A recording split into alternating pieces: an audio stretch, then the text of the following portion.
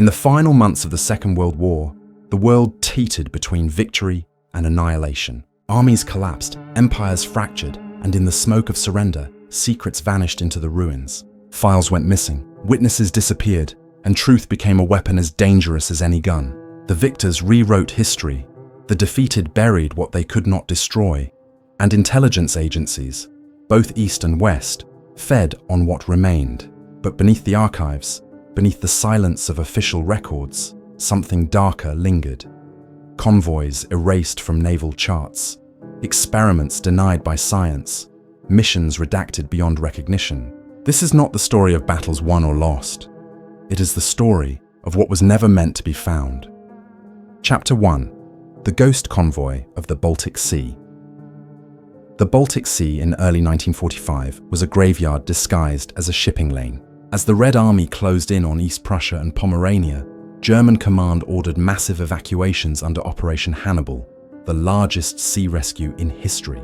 Yet amid the chaos of fleeing civilians and retreating soldiers, another fleet moved under orders so secret that not even Kriegsmarine headquarters in Kiel held complete manifests. Its designation appeared in scattered transmission intercepts as Convoy Nebelgeist, the Ghost Convoy.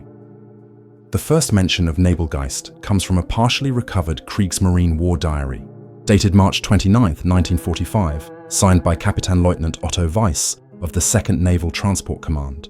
His entry, heavily censored in post-war archives, references Priority Cargo Alpha and orders issued directly from the Oberkommando der Wehrmacht under Obersalzberg Directive 17.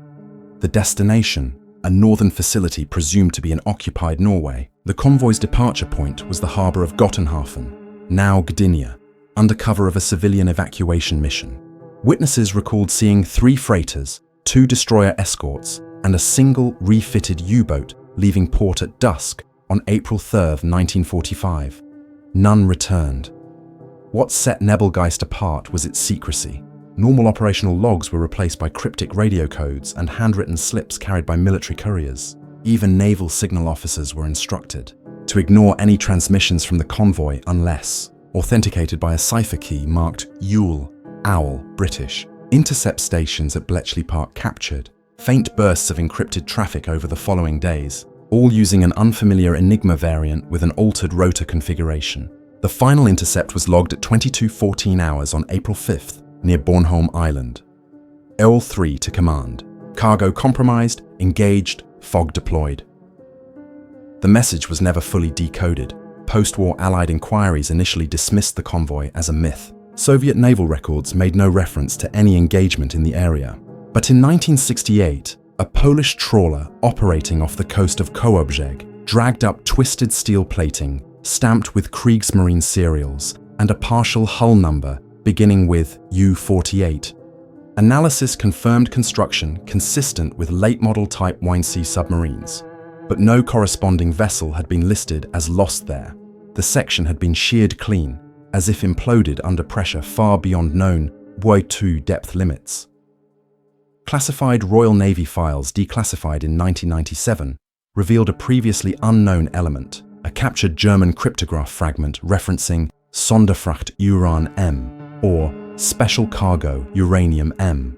The M remains unexplained. It could have indicated metallic uranium, raw material for Germany's desperate atomic program, or something more refined. Allied intelligence at the time was aware of uranium shipments from Czechoslovakia and Silesia to northern Germany, allegedly bound for a secret facility in Haigerloch. What made this shipment unique, however, was its northern route, bypassing all known research centres. Analysts proposed that the material was intended for transfer to Norway, where German engineers had built heavy water production plants. Others whispered of a U-boat rendezvous meant to deliver the cargo beyond Europe entirely.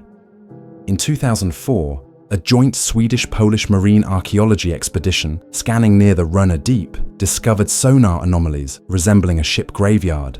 3 distinct hulls, heavily corroded, lay scattered across a trench at a depth exceeding 200 meters. One bore the unmistakable signature of a German-type M35 minesweeper. Another appeared to be a transport vessel with its cargo holds blown outward, suggesting an internal detonation.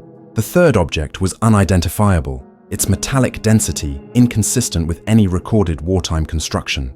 When divers attempted descent, equipment malfunctioned repeatedly, and the mission was aborted after radiation levels slightly above background were detected. The discovery was sealed under national security cooperation.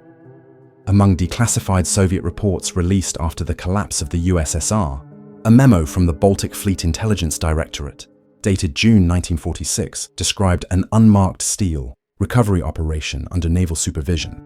The location matches the coordinates of the modern Ranadeep. The memo mentions unfamiliar alloys and containerized cargo recovered by submarine tender. No further detail is given, but attached photographs, grainy and partially burned, show cylindrical canisters being hoisted from icy waters by men in full protective suits, a rarity in that era. Theories persist.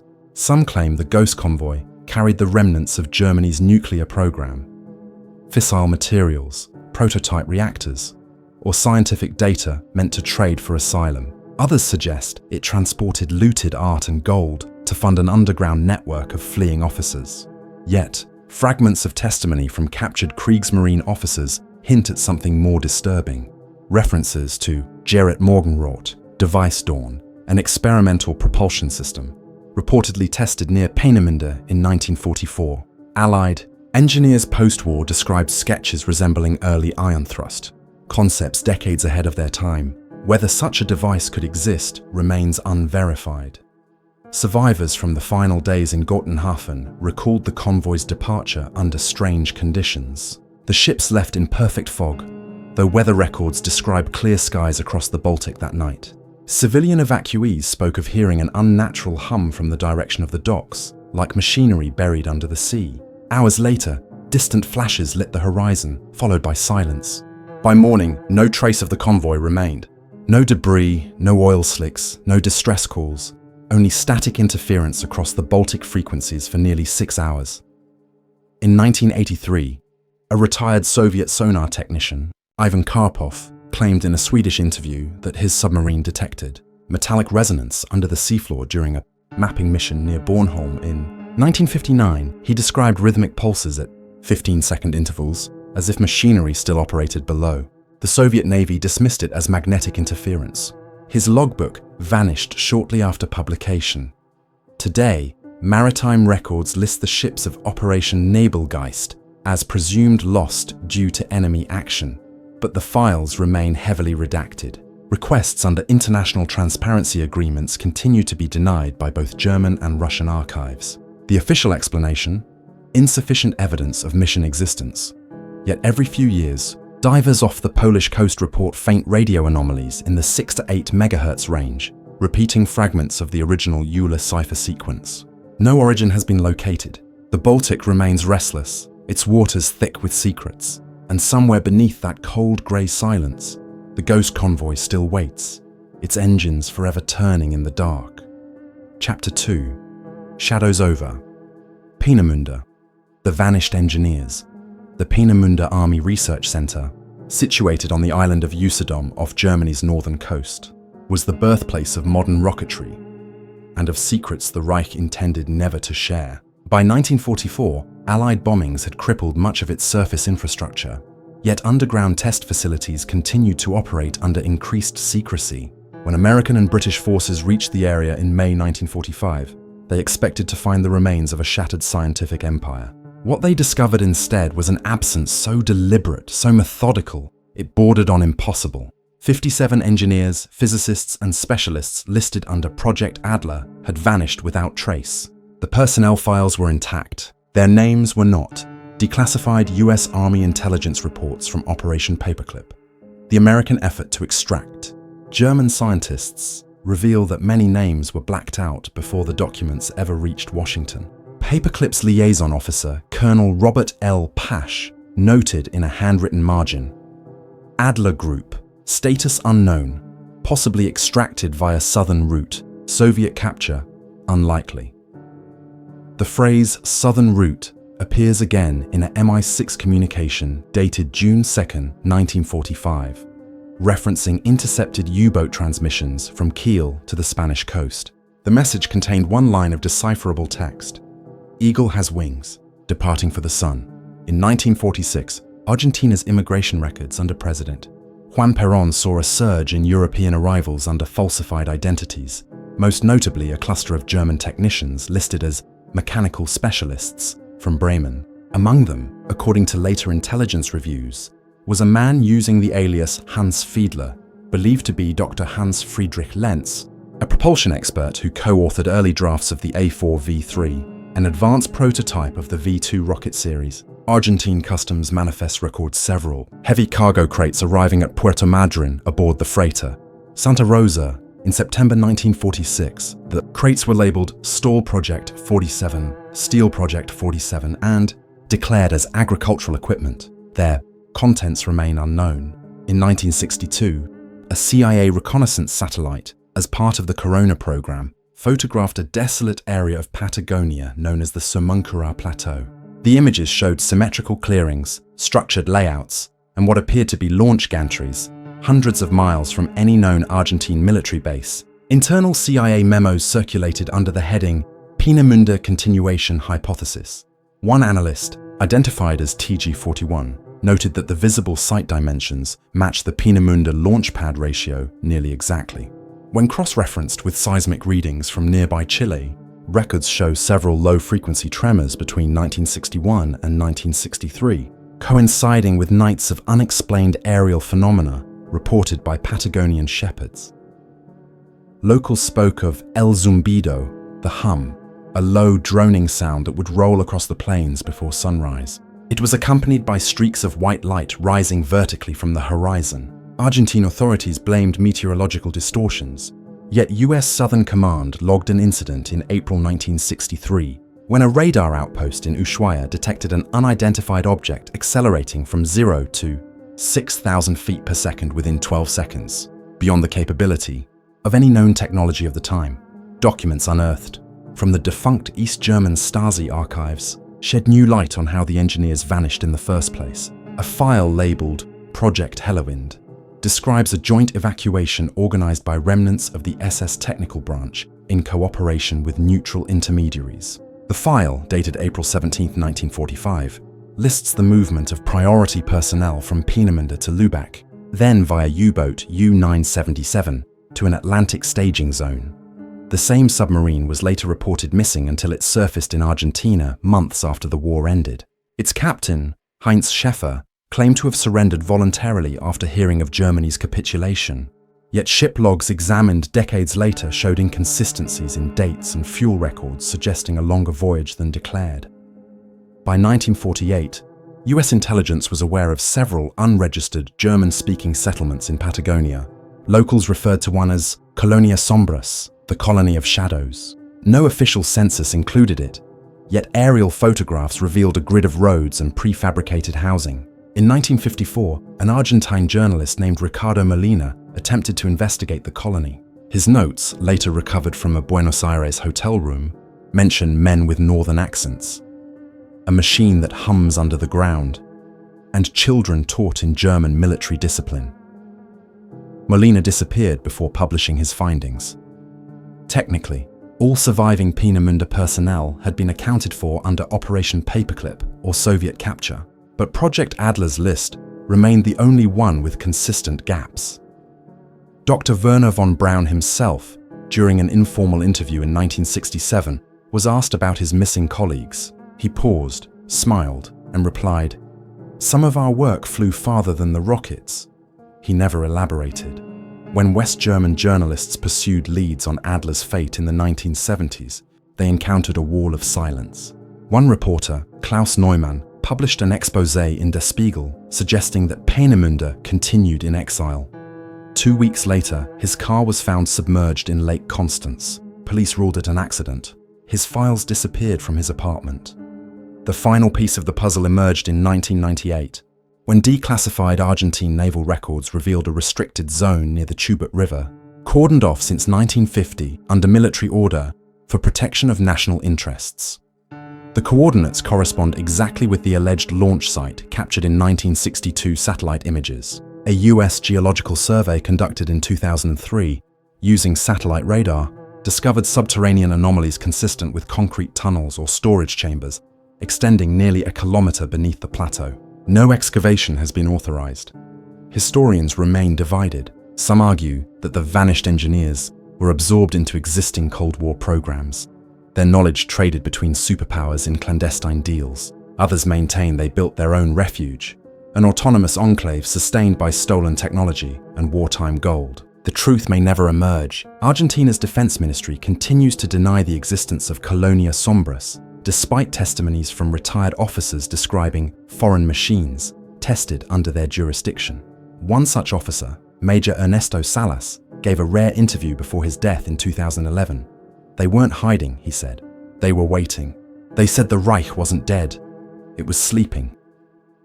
Some nights, fishermen along the Chubut coastline claim to see a faint glow over the plateau, vanishing into the clouds without sound.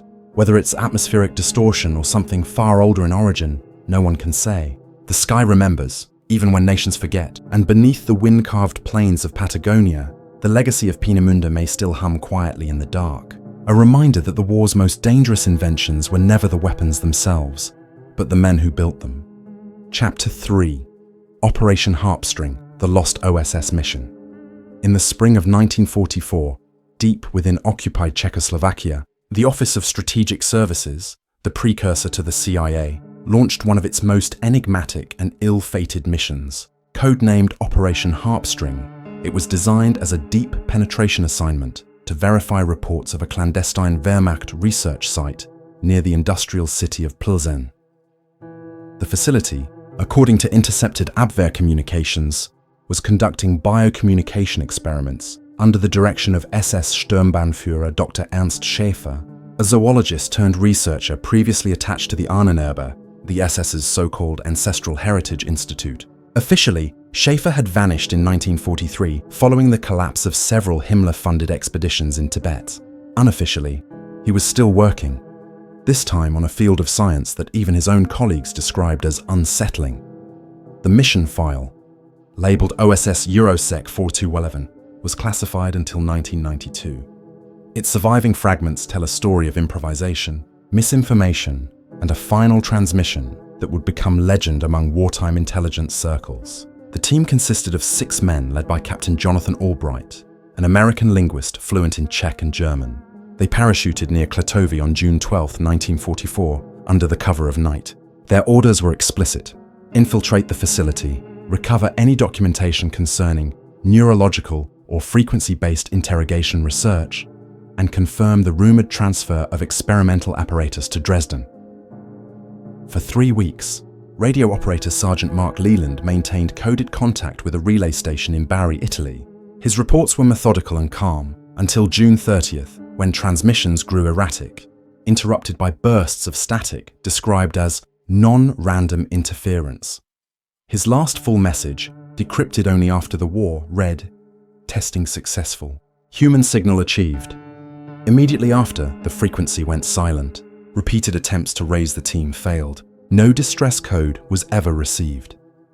After the war, Allied investigators searched Czechoslovakia for the site referenced in Harpstring's directives. Locals in the Šumava Mountains spoke of a listening station camouflaged beneath a disused textile mill outside Plzeň. When British intelligence arrived, they found the structure demolished, the ground beneath it burned black, and the surrounding forest littered with fragments of melted glass and scorched copper. Soviet troops had already passed through weeks earlier. They too had taken an interest in the ruins.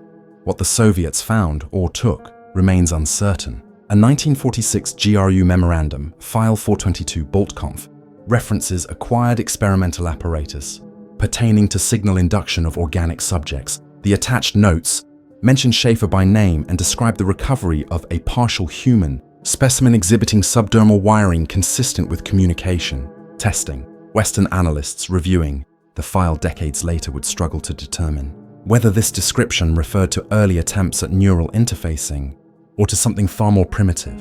In 1952, the newly formed CIA revisited the Harpstring case. An internal report titled Unrecovered Personnel, European Theatre, OSS Operations,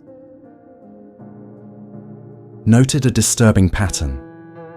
Each agent who had handled the Harpstring transmission at Bari had since suffered severe auditory hallucinations or sudden neurological deterioration.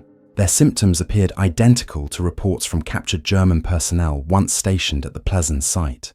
The agency quietly closed the file under medical pretext, classifying it as psychogenic contagion.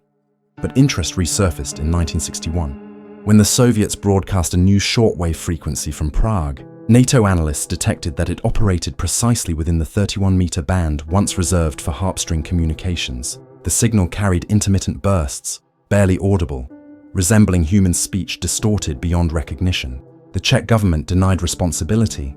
When technicians at a US base in West Germany filtered the audio, they discerned a voice repeating fragmented English phrases, one of which matched Captain Albright's last confirmed call sign. In 1974, a Czech historian, Dr. Milan Hrubej, gained limited access to wartime police archives. Among them was a file labeled Project Veles. The documents referred to a collaboration between the Ahnenerbe and a branch of Siemens specializing in radio frequency experimentation. The project's stated objective was to achieve coherent communication between biological units without mechanical aid. Attached diagrams showed human silhouettes overlaid with antenna arrays, not unlike early electroencephalograph schematics. But the notes described the frequencies in hertz, ranges incompatible with ordinary biology. One annotation, attributed to Schaefer, stated, "If the nervous system transmits thought through measurable impulses, then signal duplication is not philosophy, it is physics." Hrubej's findings were confiscated within weeks. He was arrested under espionage charges and died in custody the following year. No copies of the Project Veles papers have surfaced since. In 1986, a NATO communications exercise in West Germany once again picked up irregular modulation on the dormant harp-string frequency. This time a full transmission was recorded. The message lasted only 9 seconds. After filtering, analysts identified a weak voice whispering, "Field secure, we are still here." When the file was replayed in 1991 during a Cold War declassification review, audio engineers noted an anomaly. Embedded within the waveform were patterns identical to human brainwave activity in the alpha spectrum. None of the analysts could agree on how such data could exist within a standard radio signal. The Czech government opened the Plzeň archives to Western historians in 2002. Within a disused warehouse of the Škoda Works complex, researchers discovered fragments of machinery matching the description of Veles equipment. Vacuum tubes wired into human-shaped metal frames, copper electrodes embedded in resin casts, and a half-burned ledger containing the phrase Versuch 7, Bewusstsein erfasst, Experiment 7, Consciousness captured. No further entries followed. To this day, Operation Harpstring remains one of the most elusive and least discussed missions in OSS history. All official personnel records end in 1945. The graves of its members are symbolic only, their bodies never recovered. Modern forensic analysis of the last surviving transmission indicates no conventional encryption or known signal source. Yet faint traces of the same modulation have been detected sporadically since the 1990s, often during atmospheric disturbances across Central Europe. Scholars of wartime intelligence continue to debate the implications. Some insist it was simply a failed infiltration distorted by myth. Others, particularly within former Soviet research circles, claim Harpstring achieved its goal, that communication between human minds and radio frequencies briefly merged, however disastrously. Whatever truth lies buried beneath the forests of Plzeň, one fact remains beyond doubt. 6 men entered enemy territory in June 1944, and in the silence that followed, something else began speaking back. Chapter 4. The Kolyma Files, Stalin's Hidden Division. Eastern Siberia, vast, frozen, and merciless, was where the Soviet Union sent its ghosts. By 1946, the Kolyma region had already swallowed thousands under the Gulag system. But amid the endless convoys of prisoners and the clatter of railcars, something else arrived that year. Soviet transport manifests marked Classified Cargo P-12 appeared in Magadan's harbour logs, bearing the cryptic notation, Recovered Reich Assets. None of it was registered under the Ministry of Internal Affairs, nor under standard lend-lease transfers. The documents simply listed a directive from Moscow, signed by Lavrenti Beria himself, for retention beyond human exposure. The name, Division P-12W, emerged only decades later. Whispered by aging veterans and ex-prisoners, who recalled a restricted camp hidden deep within the permafrost. Its location, somewhere north of the Kolyma River, near the abandoned settlement of Dniprovsky, was erased from all official maps. According to fragments found in declassified NKVD files, P12 was a closed research enclave staffed by a mixture of captured German scientists, Soviet engineers, and prisoners with technical backgrounds. They were tasked, it seems, with an experiment that combined geological, nuclear, and biological objectives. In short, it was the Soviet Union's attempt to resurrect the spoils of Hitler's darkest ambitions. Among the surviving documents is a requisition order dated February 12, 1947. It requests 300 meters of copper wiring, lead shielding, and 12 containment vessels, manufactured to specifications identical to those found in German uranium enrichment programs. Yet Kolyma had no known nuclear installations. The material was transported by rail under heavy guard and never accounted for again. A second memorandum, this one from the 9th Directorate of the MGB, refers cryptically to examinations of reactive minerals consistent with uranium anomalies in recovered German caches. In other words, atomic research, but in the middle of nowhere. By 1948, P12 had become fully operational. Prisoners from nearby camps, particularly from Butugichag and Saimchan, were periodically reassigned without explanation. None returned. Testimonies recorded by the Memorial Human Rights Center in the 1990s describe a series of night convoys heading north from Magadan, unmarked trucks escorted by soldiers with German accents.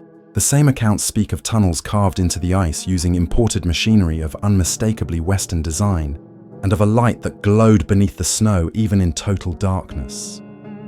The most chilling evidence came from a recovered GRU report, file K3119, discovered in 1993 among abandoned archives in Vladivostok.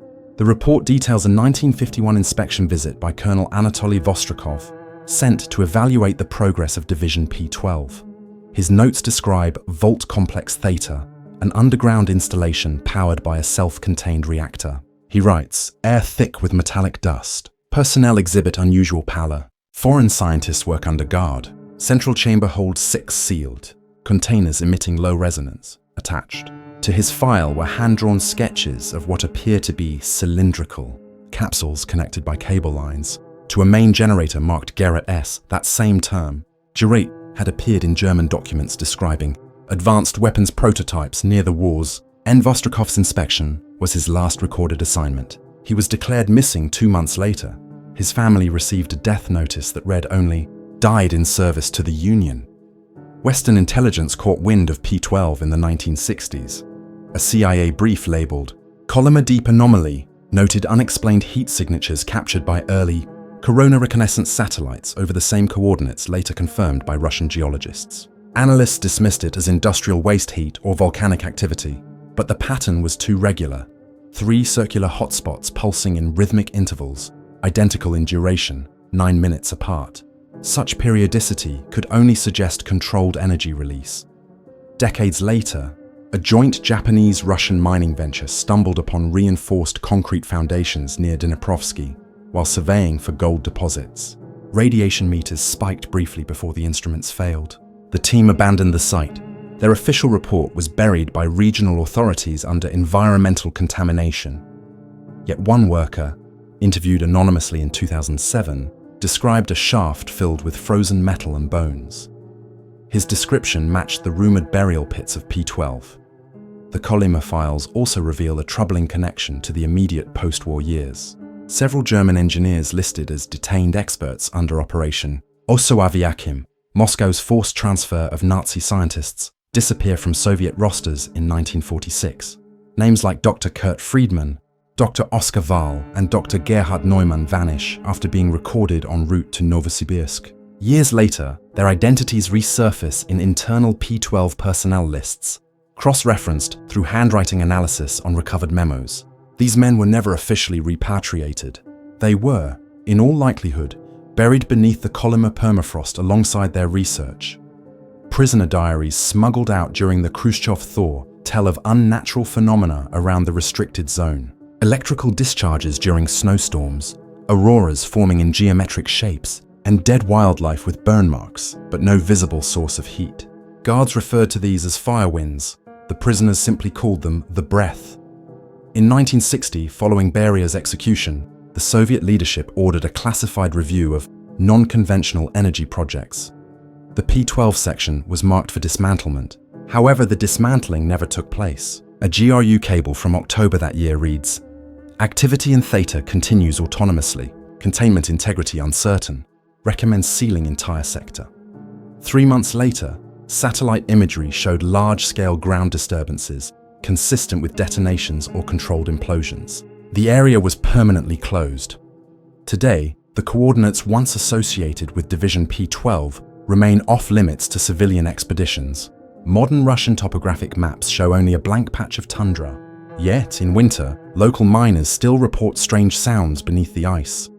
Low mechanical hums and distant echoes of movement. Geiger counters fluctuate unpredictably. When snow melts in the brief Siberian summer, metallic fragments rise from the soil, bearing German serial numbers from 1944. The most disturbing artifact surfaced in 2014, when a private expedition recovered a rusted steel plate etched in Cyrillic. Object P-12, Neve Scrumvet. Object P-12, do not open.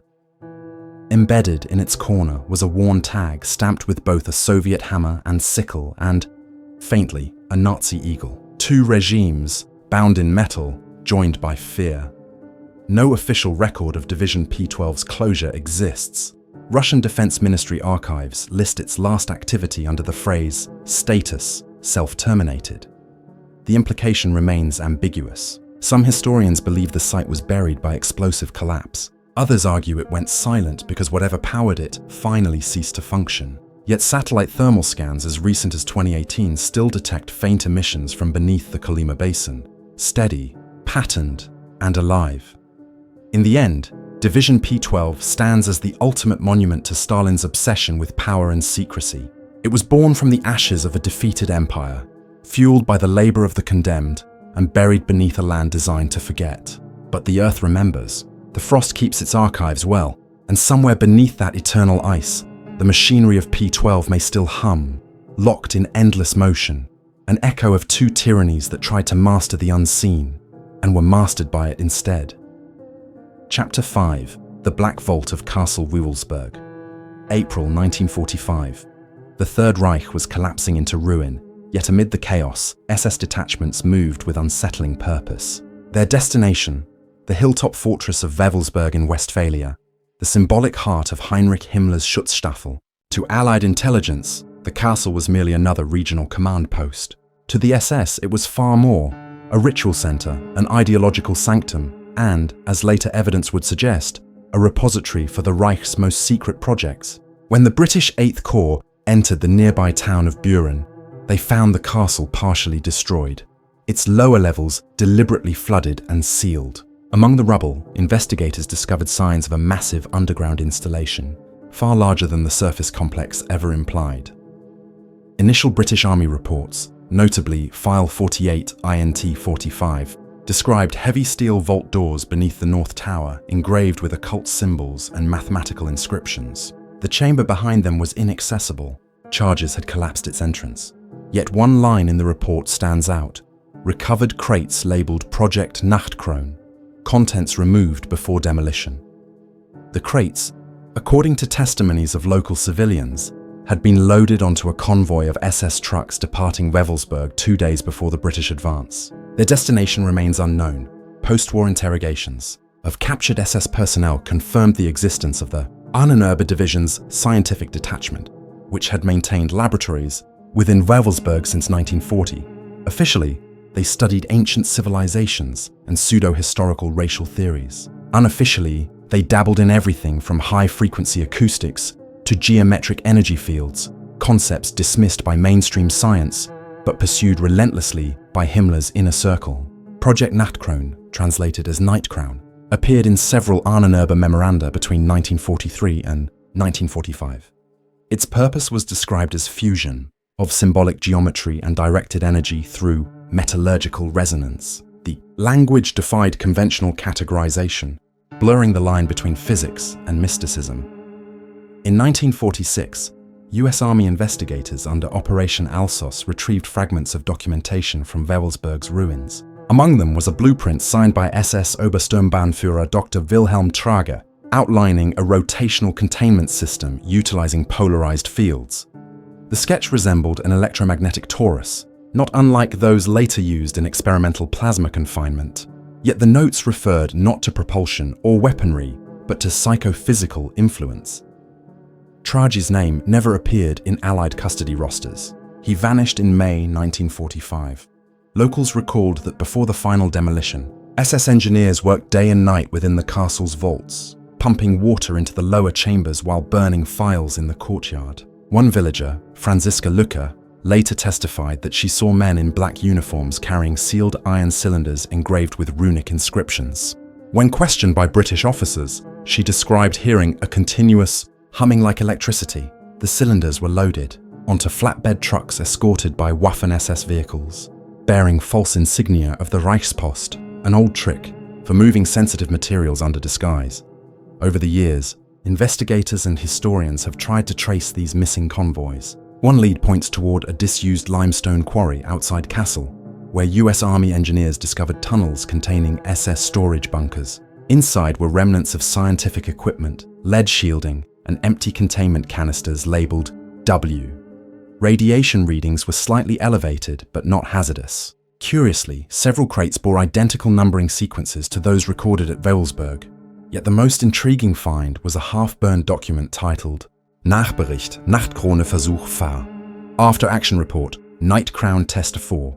The paper's margins contained references to controlled magnetic resonance, harmonic convergence, and field casualties. The experiment's results section was left blank. By the 1950s, Wolfsburg's reconstruction under the newly formed West German government avoided any mention of its wartime underground extensions. Yet rumors persisted. Visitors reported sealed corridors, unexplained heat emanating from beneath the North Tower, and restricted rooms marked Bauamt Archives. A 1967 BBC documentary crew filming on location was denied access to the basement due to structural instability. Their sound technician later claimed his recording equipment malfunctioned whenever pointed toward the tower floor. The footage was never aired in full. Then came the anomaly. In 1979, a NATO signal station near Paderborn detected unexplained electromagnetic interference originating precisely from the coordinates of Wolfsburg Castle. The pulse frequency repeated every 66 seconds for 3 days before vanishing. Technical analysis identified the waveform as identical to a short-range radar sweep used in late-war German field experiments. The castle, long dormant, had emitted a ghost signal. West German authorities attributed it to civilian equipment or atmospheric reflections. Privately Bundesnachrichtendienst (BND) analysts classified the event as residual field activation. Further evidence surfaced in 1991 when the Soviet Union's dissolution opened, archives long sealed in Moscow. Among the troves of confiscated German documents was a microfilm reel marked Unerbe Sicherheitskopie. One file within detailed a 1944 internal memorandum to Himmler himself, describing Nachtkrone as a metallurgical matrix for field coherence based on sacred geometry principles.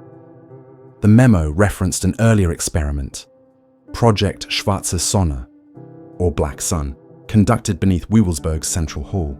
The experiment, it stated, produced measurable energy fluctuation correlating with emotional intensity of participants. Even the Soviet analysts who annotated the file called it unintelligible but concerning. In 2008, during restoration of the castle's lower foundations, workers discovered a sealed chamber beneath the east wing. Inside were corroded mechanical components, fragments of ceramic insulators, and a collapsed archway leading deeper underground toward the supposed site of the Black Vault. German authorities immediately halted excavation, citing safety regulations. No photographs were released. 2 weeks later, the chamber was re-sealed under government supervision. Despite official silence, private researchers continue to piece together the scattered remains of Project Nachtkrone. Metallurgical analysis of recovered fragments reveals alloys far ahead of wartime capabilities, composite steels with trace elements of thorium and niobium, metals associated with experimental reactor design. Whether Nachtkrone was a prototype energy weapon, a psychological experiment, or an esoteric attempt to manipulate perception, its creators took extraordinary measures to hide it. And for reasons no one fully understands, every officer known to have participated in the project died within 5 years, most under mysterious circumstances, including accidents, unexplained illnesses, or suicide.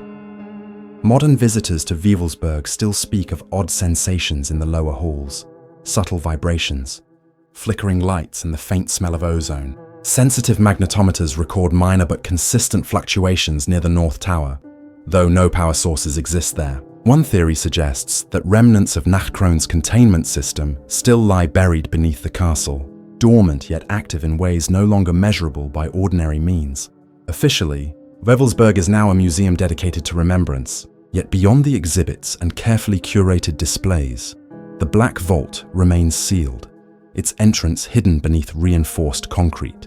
Requests for excavation are denied under cultural preservation laws, but the surviving documents, scattered across Moscow, London, and Washington, tell a different story.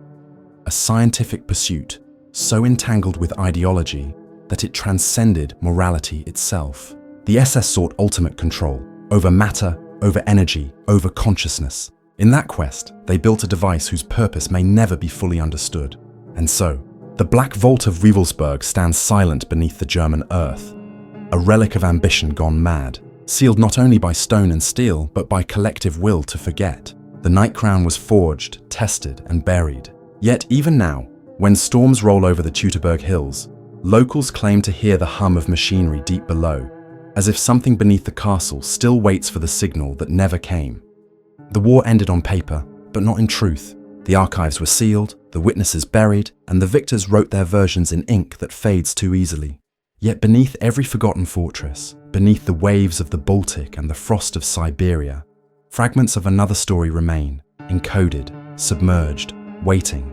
Convoys that never reached port, laboratories that outlived their masters, frequencies that still whisper across old radio bands. Each discovery raises more questions than it answers. What did the Reich truly build in its final hours? What did the Soviets inherit, and what did they awaken in turn? Some say history is written by survivors, but the deeper you read, the clearer it becomes. Not everything from that war was meant to die.